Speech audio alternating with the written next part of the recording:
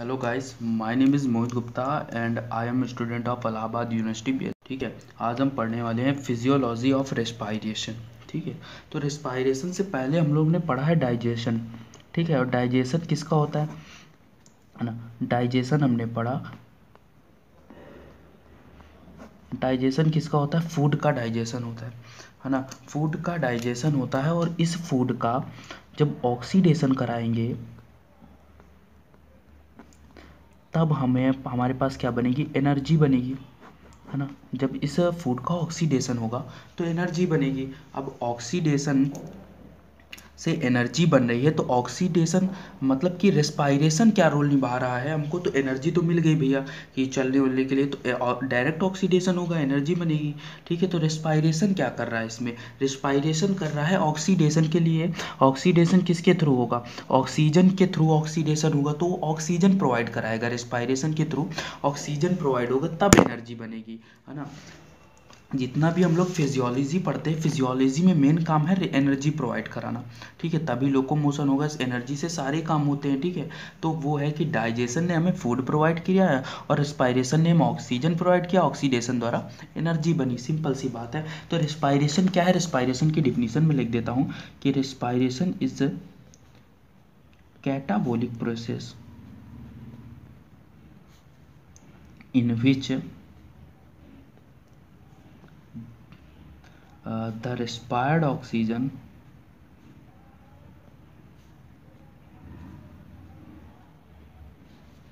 is used in the oxidation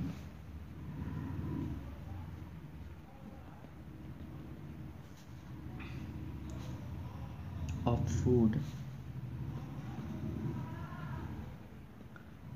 resulting in the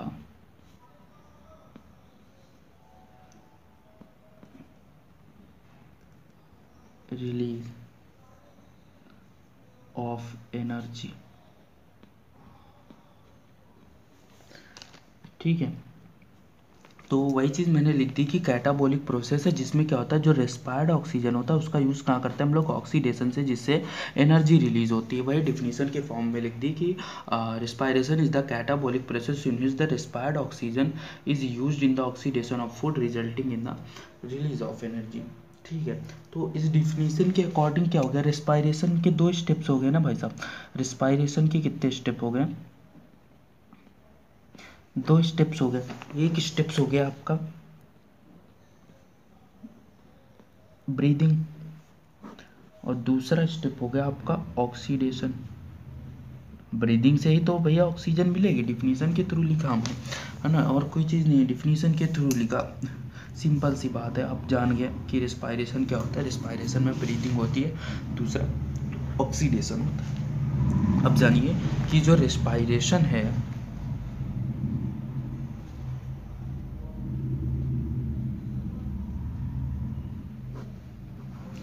कितने type का होता है, दो टाइप का होता है ना। ऑर्गेनिज्म में दो तरीके का रेस्पायरेशन पाया जाता है। एक होता है डायरेक्ट रेस्पायरेशन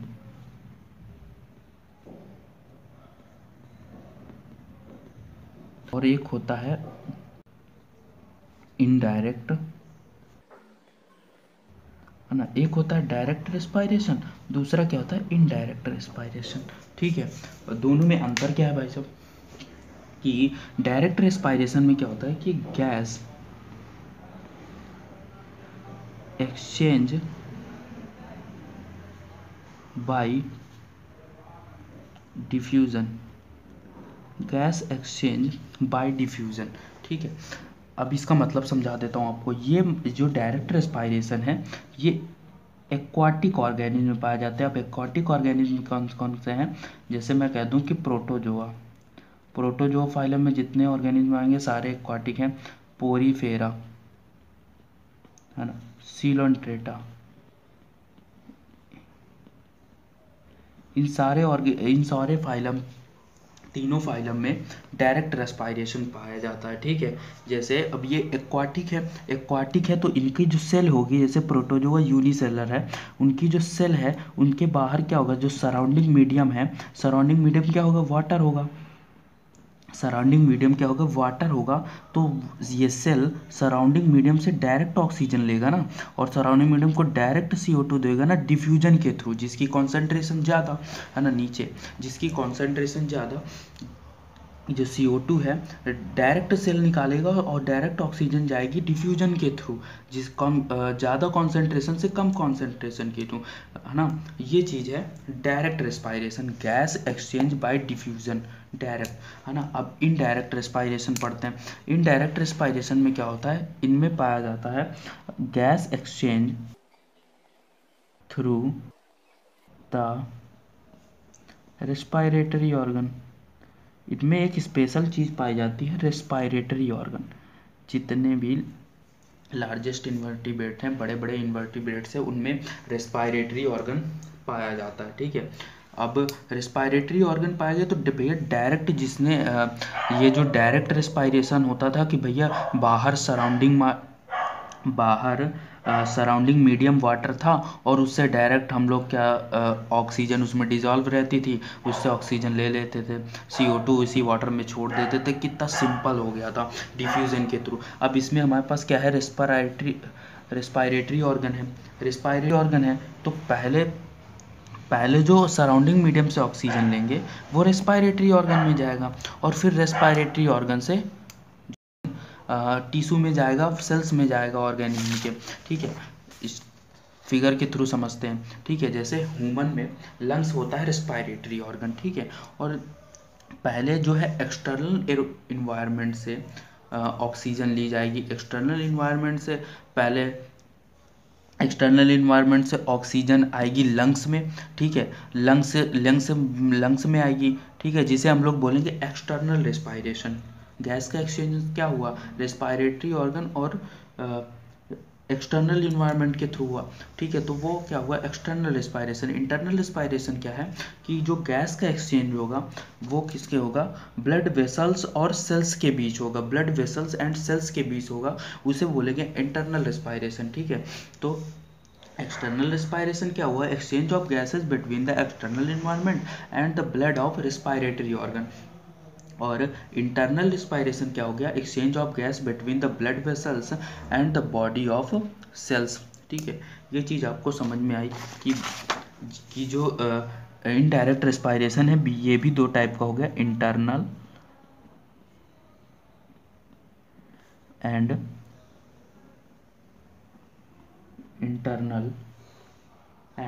एक्सटर्नल, ठीक है। अब ये चीज़ हो गई इंटरनल एंड एक्सटर्नल। अब हम इसके बात करते हैं कि जो रेस्पायरेशन है इसके फंक्शंस क्या है, रेस्पायरेशन के फंक्शन क्या है, रेस्पायरेशन के फंक्शन, ठीक है। Functions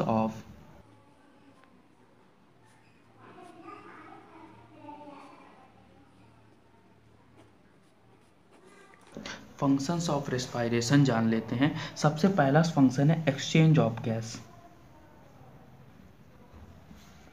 exchange of gases, gas का एक्सचेंज करता है, ठीक है। गैस का एक्सचेंज कैसे करता है, इसका भी फिगर है।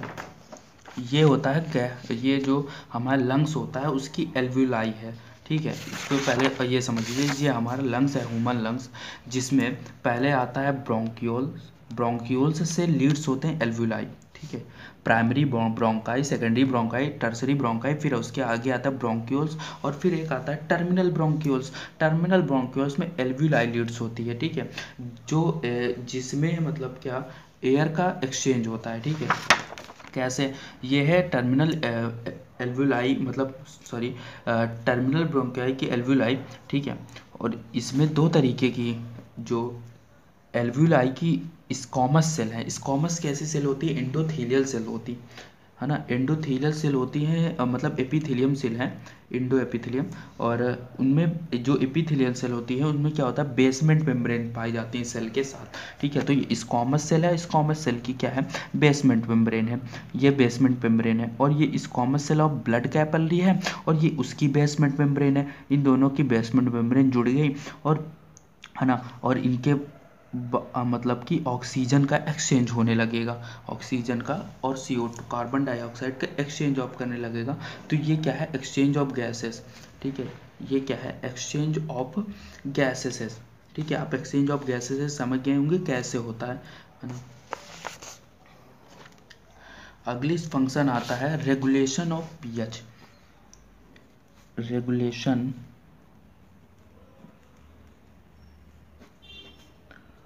Of pH. ठीक है, तो आप जानते हैं कि जो कार्बन डाइऑक्साइड होता है ना, रिस्पायरेशन से पीएच कैसे रेगुलेशन होता है ये चीज़ आती है। तो हम जानते हैं कि जो कार्बन डाइऑक्साइड होता है, कार्बन डाइऑक्साइड वो पूरा मतलब आरबीसी में जैसे हीमोग्लोबिन हो गया, ठीक है, तो हीमोग्लोबिन हो गया, तो जो ऑक्सीजन हीमोग्लोबिन में लीड्स होती है, ठीक है, ऑक्सीजन हीमोग्लोबिन में लगी होती है। देखो हीमोग्लोबिन का कैसा स्ट्रक्चर होता है, ठीक है, ये फेरस होता है, ये फेरस होता है, मतलब ये क्या है, हीमो है ना, ये हीमो हो गया। और ऐसे ऐसे ऐसे ऐसे ये क्या होती है, ग्लोबिन प्रोटीन होती है ना, ये क्या है, ग्लोबिन प्रोटीन है ना। और इनमें क्या लगे होते हैं, ऑक्सीजन लगे होते हैं, ठीक है, ऑक्सीजन लगे होते हैं, या फिर CO2 लगा होता है, ठीक है। और अगर ऑक्सीजन लगा है तो ऑक्सी हीमोग्लोबिन, ठीक है। तो ये क्या मैंने बना दिया, ऑक्सी हीमोग्लोबिन, ठीक है, ठीक है। लेकिन ऑक्सीजन जो हीमोग्लोबिन के साथ अच्छी बॉन्डिंग बनाता है, लेकिन CO2 ऐसा नहीं है, CO2 कम बना पाता है। तो CO2 पूरा 30% तो CO2 हीमोग्लोबिन के थ्रू जो है हीमोग्लोबिन के थ्रू ब्लड में रहेगा, लेकिन ज़्यादातर 70% जो CO2 है वो कहाँ पे होगा, प्लाज्मा में डिजॉल्व होगा, प्लाज्मा में डिजॉल्व होगा। कैसे प्लाज्मा में डिजॉल्व होगा भाई, ये CO2 है और CO2 ने क्या किया, H2O से रिएक्ट किया, ठीक है, H2O से रिएक्ट किया और बना लिया H2CO3 है ना। अब ये जो H2CO3 है ये स्टेबल थोड़ी ना है, ये H+ और HCO3- में बाइकार्बोनेट आयन में टूट जाएगा। अब समझो H+ आयन बन गया, H+ आयन बन गया तो मतलब इससे एसिडिटी बढ़ेगी, ठीक है। अब मैं वो ये कह रहा हूँ कि कार्बन डाइऑक्साइड जितना ज़्यादा होगा H+ उतना ज़्यादा बनेगा, तो पीएच उतना ही क्या होगा, कम होगा, पीएच उतना ही कम हो जाएगा। और यही कह रहा हूँ कि CO2 अगर कम हो गया तो पीएच मतलब H+ कम हो जाएगा, ठीक है, तो पीएच क्या हो जाएगा, ज़्यादा हो जाएगा, ठीक है। तो ये चीज़ रही कि रेगुलेशन ऑफ पीएच, आशा करता हूँ समझ में आया होगा। तीसरी चीज़ है लॉस ऑफ वाटर, तीसरा फंक्शन है रेस्पायरेशन क्या, लॉस ऑफ वाटर। अब कहेंगे लॉस ऑफ वाटर, देखिए डेली आप जब सोते हैं तो करीबन 0.7 लीटर है ना, मतलब डेली का है कि 0.7 लीटर जो है वाटर जो है उसका लॉस होता है डेली, है ना, रेस्पायरेशन की वजह से। रेस्पायरेशन मेनली ब्रीदिंग की वजह से 0.7 लीटर वाटर का लॉस होता है। लॉस क्यों होता है वाटर का, वाटर का लॉस होता है क्योंकि जो रेस्पायरेशन में वो लॉस ऑफ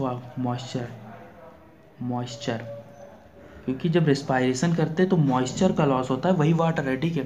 तो वो लॉस ऑफ वाटर का एक फंक्शन है रेस्पायरेशन का, कि वो वाटर का भी लॉस करता है। इसीलिए हमको रात में ज़्यादा से ज़्यादा पानी पी के सोना चाहिए, क्योंकि रेस्पायरेशन में वाटर लगता है, ठीक है, ये चीज़ है। फिर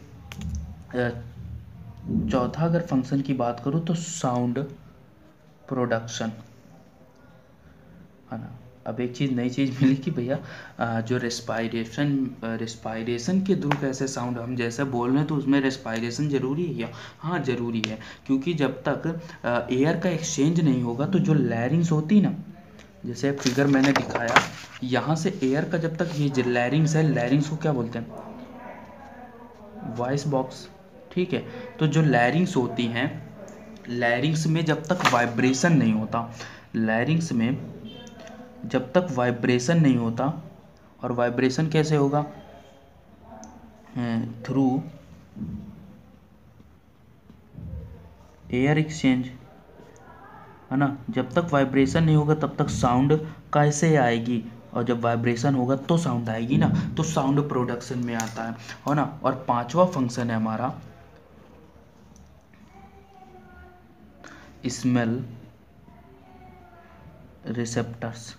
स्मेल रिसेप्टर जैसे मैं कह दूं कि नॉस्ट्रिल है, नॉस्ट्रिल में पाए जाते हैं है ना, नॉस्ट्रिल में स्मेल रिसेप्टर पाए जाते हैं, है ना, नॉस्ट्रिल में क्या पाए जाते हैं, स्मेल रिसेप्टर पाए जाते हैं। जो जिससे हम लोग स्मेल ले पाते हैं। तो 5 तरह के फंक्शन हो गए। एक क्या हो गया, exchange of gases, regulation of pH, loss of water, sound production और स्मेल रिसेप्टर पाए जाते हैं। ठीक है, ये सारी चीज़ हो गई। फिर अब अगली बात करनी है कि है ना, हम लोग जान जाए रेस्पायरेटरी सिस्टम, ह्यूमन का रेस्पायरेटरी सिस्टम कैसा होता है, क्या पाया जाता है। ठीक है, तो रेस्पायरेटरी सिस्टम में जैसे अभी मैं कहूँ कि रेस्पायरेटरी सिस्टम यहाँ से स्टार्ट है लैरिंग्स से, अपना जो रेस्पायरेटरी सिस्टम, लेकिन लैरिंग्स के ऊपर भी तो पाया जाता है इपिग्लॉटिस, ग्लॉटिस, फिर फायरिंग्स वगैरह, सारे ये सब डाइजेस्टिव सिस्टम का पार्ट है। लेकिन लैरिंग्स से लेके एल्वोलाई तक वो क्या है, रेस्पायरेटरी सिस्टम का पार्ट है। रेस्पायरेटरी सिस्टम का पार्ट है। पहले इसके ऊपर नॉस्ट्रिल आएगा, फायरिंग्स आएगा, है ना, ये इपिग्लॉटिस, ग्लॉटिस, है ना, लैरिंग्स, है ना। तो ये सारा मतलब लैरिंग्स से स्टार्ट हो जाता है रेस्पायरेटरी ऑर्गन, है ना।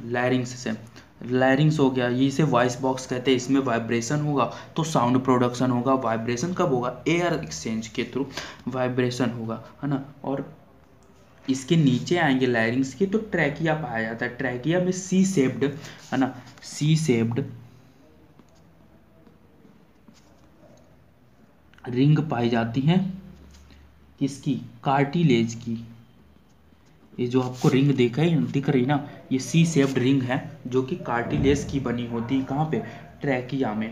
कहाँ पे, ट्रैकिया में, है ना। और ट्रैकिया को हम लोग क्या बोलते हैं, वाइंड पाइप भी बोलते हैं, वाइड पाइप भी बोलते हैं। अब आगे जाएंगे तो ये जो ट्रैकिया है 2 पार्ट में डिवाइड हो गया।